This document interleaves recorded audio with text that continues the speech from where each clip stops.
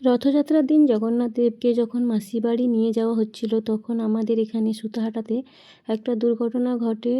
রথের ঠিক ওপরে যে মাঝখানে যে পতাকাটা থাকে, যে পতাকাটা ওড়ে, এখন ওই পতাকাটা রথে দেখতে পাচ্ছেন যে নেই। কারণ ওই পতাকাটা আমাদের সুতাহাটাতে মানে হঠাৎ করে একটা ঘটনা ঘটার জন্য উপর থেকে একটা তারে লেগে উপর থেকে নিচে পড়ে যায়, একজনের মাথাতে লাগে এবং সেই মানুষটা অসুস্থ হয়ে পড়েন। আর এখন বর্তমানে সেই মানুষটা কেমন আছে আমি বলতে পারবো না, তবে ওনার সুস্থতা কামনা করি, উনি সুস্থ হয়ে উঠুক এটুকু বলবো।